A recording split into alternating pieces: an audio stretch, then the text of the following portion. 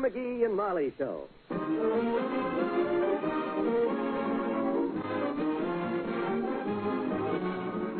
Every weekday at this time, NBC brings you Fibber McGee and Molly, transcribed. The show is written by Phil Leslie and Ralph Goodman and directed by Max Hutto.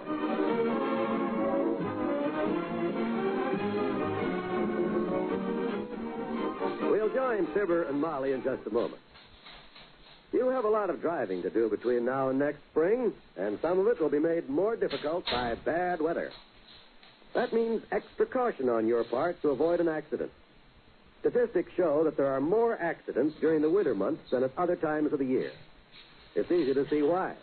Not only snow and ice on the roads, but the added hours of darkness and poor vision caused by frost or fog on the windshield all make for danger.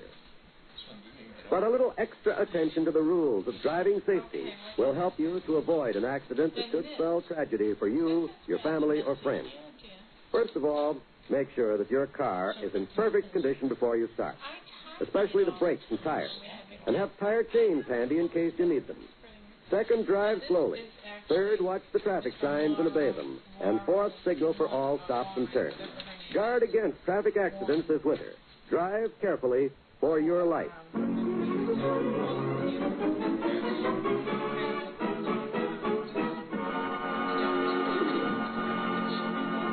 Mr. and Mrs. McGee are visiting at the fabulous home of Mrs. McGee's wealthy Aunt Sarah. The fact that her aunt was away when they arrived yesterday and they're all alone with a house full of servants isn't spoiling their visit a bit. Get a load of an imitation millionaire living it up. Ah, this is the life for me, kiddo. Well, you certainly seem to be enjoying it. Now get up because it's 11 o'clock and Aunt Sarah's expected today, so... Okay. Call the valet and have him turn these blankets back so I can get up. No use exerting myself. Okay, I'll get up. Put down that ice water. I'll get up. Good. My goodness. Do you ever get spoiled in a hurry? Yeah, I think I could learn to like this life, Molly. Ooh, that floor is cold. Well, put your slippers on. Me? Put my own slippers on myself? Please, my dear. We must not be peasants. Oh, my. Where's that valet? Hey, Marston. Heavenly days. There'll be some changes when you get home because... You rang, sir? No, I hollered, Marston. Put my slippers on, my good man. Very well, sir. I wonder if the butler's heard from Aunt Sarah yet. He said she'd be home today, but he didn't know what time. Well, I shall be very glad to see her, my dear. I have some suggestions for revising her financial structure that... Yes, Marston? I put your slippers on, sir. Is that what you wanted, sir? Except for one thing, yes. Take them off now and put them on me.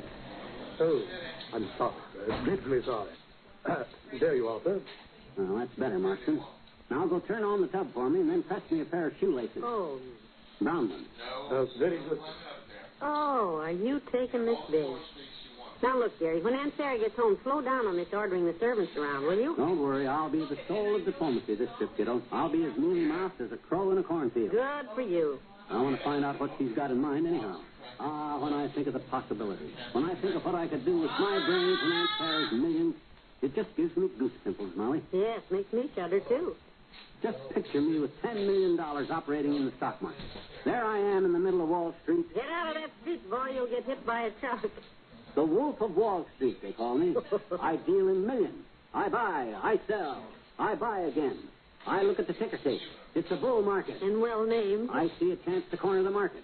With $1 million in my hand, I plunge right in. Your bath is ready, sir. Go ahead, Wolf. Plunge right in. I'll meet you downstairs in the drawing room.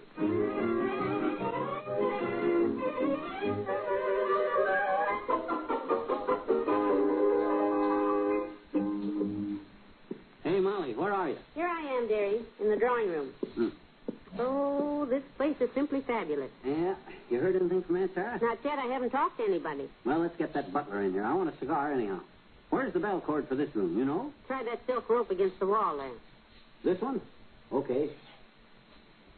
What happened? Close the drapes. Oh. Maybe it's this one here. Yeah, I'll give him 5 seconds and then by... You rang, sir?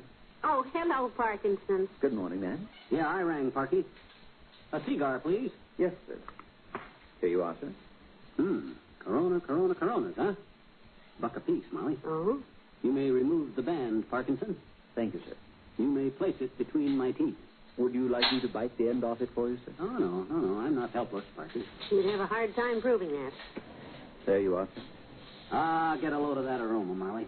I haven't tasted one of these since I put on the wrong overcoat at the Elks Club. Boy, if you could have saw the look on old man McDonald's puss when he lit one of mine. Dearie, now, please. Have you heard from my aunt, Parkinson? I was about to tell you, ma'am. We had a message from Madame this morning. Good. She is in town and on her way home, but she is stopping to see a friend off at the airport. She expects to be here at 2 o'clock. End of message. Oh.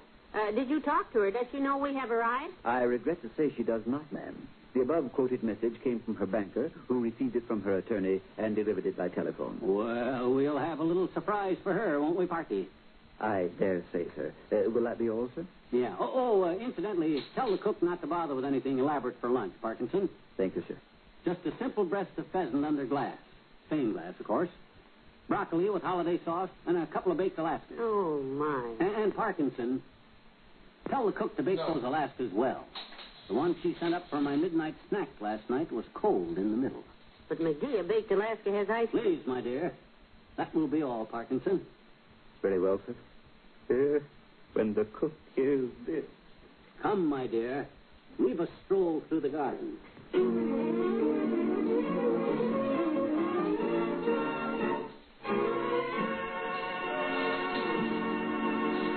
Back to Wistful Vista in a minute. You know, you are the Red Cross. Yes, the Red Cross is you. Through your support of this great organization, with your time, your blood, and your money, you have made it possible for thousands of people to receive Red Cross assistance. You helped the disaster victim when floodwaters swept away everything he held dear, or when an explosion shattered his dwelling. You provided the life-giving blood that saved the lives of servicemen wounded in Korea. You provided the blood that was fractionated into plasma, into serum albumin and gamma globulin, valuable miracle workers doctors use every day to combat shock and disease. You gave assistance to the servicemen whose absence from home created family difficulties, which seemed to him too great to overcome. You did these things through your Red Cross. But the Red Cross needs continuing help. It's up to all of us. So give to the Red Cross. Help your neighbor.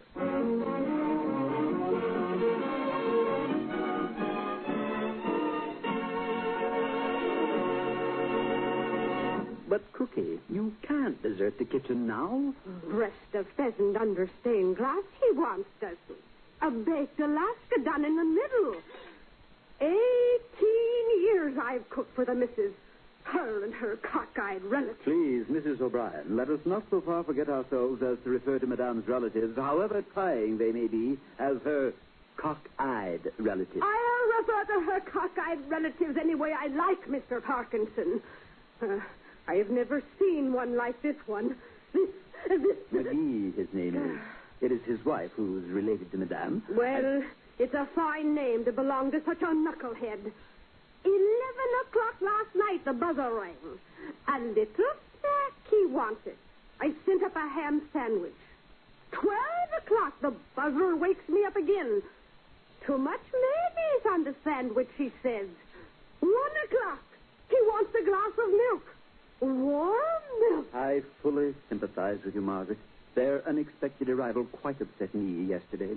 Later, I apologized to the gentleman for having lost my savoir-faire. He suggested that I had probably dropped it on the stairs.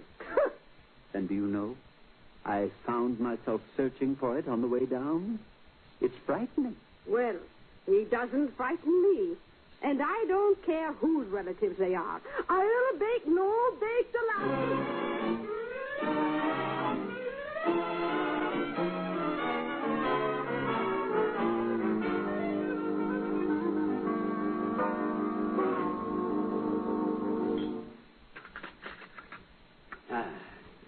You may remove the plates now, Parkinson. Thank you, sir. That was a wonderful lunch, Parkinson. Yes. You may carry our compliments to the cook. She'll be happy, sir. Mr. Parkinson, Yes, Marston? I beg your pardon, sir, but Madame is arriving at the side entrance. Thank you, Marston. If you'll excuse me, I shall greet Madame with the news of your arrival. Oh, good. I was beginning to think she'd never... We shall repair to the library to await our aunt, Parkinson. We shall receive her there. I'll be so glad to see Aunt Sarah. Ah, yes. Dear old loaded Aunt Sarah. Bless her rich old... Never mind. I wish you'd stop saying that. I'm just joking, kiddo. Seriously, I've been giving a lot of thought to her today, and the more I think of it, the more convinced I am that we ought to sell out in Wistful Vista and move in here with her. Boy, that green room is the nicest. Hush, here she is, dearie. Oh, Aunt. That's not Aunt Sarah. Nope. Is that Ben Parkinson? Yes, madame. You looking for Aunt Sarah, sis? Because pull up a chair. We're expecting her any minute. And May I ask just who you are? Who are we? Why, McGee's my name. Fibber McGee, and this is my wife, Molly. How do you do, I think? Just what are you doing in my house? They assured me that... Your house. Who are you? I am Mrs. Watson J. Wellington, the third. Oh, well, you're confused, sis. This is Aunt Sarah's house. Oh, dear. Hush, McGee. Well, Mrs. Wellington, this is terrible. I quite agree. Quite. You see, Mrs. Wellington, we live in Wistful Vista. Wistful Vista? Yeah. And you see, Molly's Aunt Sarah bought a new house. Aunt Sarah Driscoll. And she wired us to come and visit her. I got the wire right here. 109 Westlake Road, it says. Mrs. Driscoll does live at 109 Westlake Road, Mr. McGee. This is 1109. Well, it was raining, and the number... Oh, dear. This is... wait a minute now. You know my Aunt Sarah, do you? Sarah Driscoll, Mrs. McGee, is my closest friend. I just put her aboard the plane. What? A plane? Said she invited her niece to visit her, but didn't get an answer. Uh-oh. She closed the house and went to Florida for the winter. She loves Florida in the winter. Yeah. Well, personally, I spend my winters in Wistful Vista. Parkinson, you may pack our bags. Oh, this is ridiculous.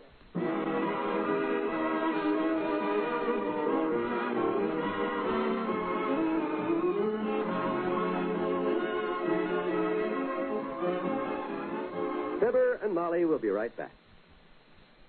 Crisp autumn nights are here. Drifting smoke from burning leaves fills the air with a special fall aroma. And the time of the pumpkin and goblins is upon us. And inside the house, it's time to gather around your radio for the wonderful entertainment that's yours for the listening on the NBC Radio Network. Tomorrow night, you'll hear another exciting story of the Old West on the Roy Rogers Show, featuring the King of the Cowboys, Roy Rogers, with Pat Brady, and the Queen of the West, Dale Evans.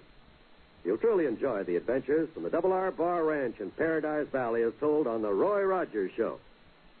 And you'll also find great family comedy on Father Knows Best when Robert Young steps into the title role to provide 30 minutes of laugh-filled entertainment. Another Thursday night feature on the NBC Radio Network is Eddie Cantor's Show Business Show. During his program, Eddie tells you little-known stories about well-known show business personalities. Thursday is just one of the 7 evenings every week filled with top radio entertainment on the NBC Radio Network.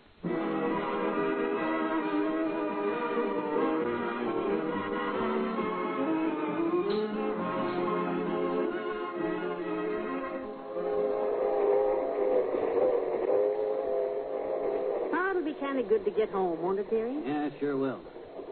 Hey, I wonder if that Mrs. Wellington knows she's got a pickpocket working at her house. A pickpocket? What do you mean? You know them dollar cigars in that silver box? Yes. Well, just before we left, somebody took 3 dozen of those out of my overcoat and put them back in the box. Oh. Good night. Good night, all.